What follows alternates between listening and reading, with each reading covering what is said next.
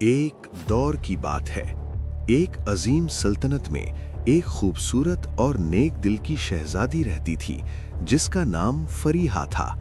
محل کے سنہری دیواروں، خوشبودار باغات اور قیمتی موتیوں سے جڑے ہالز کے باوجود فریحہ کا دل ہمیشہ سادگی اور حقیقی محبت کی تلاش میں دھڑکتا رہا۔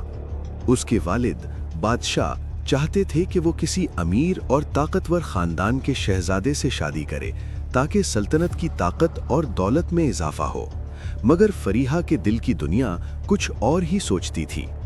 ایک دن وہ محل کے باغات میں تنہا گھوم رہی تھی جب اس کی نظر ایک نوجوان لڑکے پر پڑی۔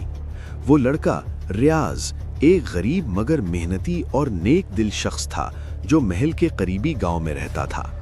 ریاض کی زندگی میں دولت نہیں تھی، مگر اس کی عاجزی، حیا اور محنت نے اسے سب سے منفرد بنا دیا تھا۔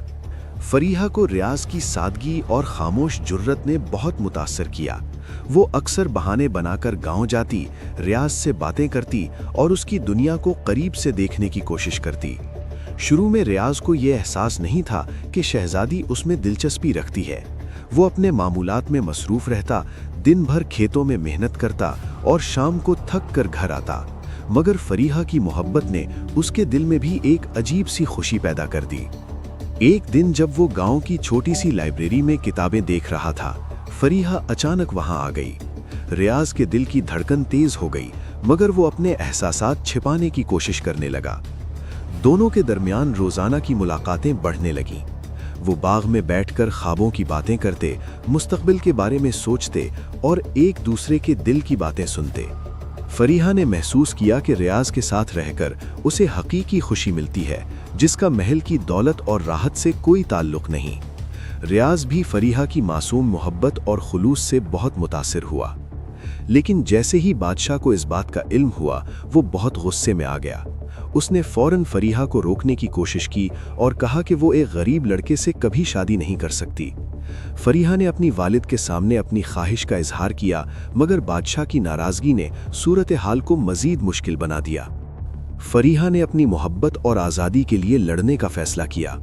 رات کے اندھیرے میں فریحہ اور ریاض نے چپکے سے محل چھوڑنے کا منصوبہ بنایا۔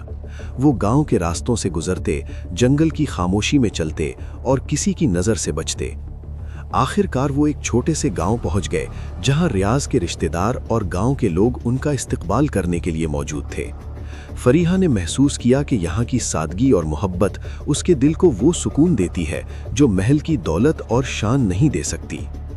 وقت گزرتا گیا، دونوں نے اپنی زندگی ایک ساتھ گزارنا شروع کی۔ فریحہ نے ریاض کے ساتھ مل کر گاؤں میں اسکول اور چھوٹے کاروبار قائم کیے تاکہ گاؤں کے لوگ بھی ترقی کریں۔ ریاض کی محنت اور فریحہ کی حکمت نے گاؤں کو خوشحال بنایا۔ محل کی دولت اور شان سے دور وہ اپنی محبت میں خوش اور مطمئن رہنے لگے۔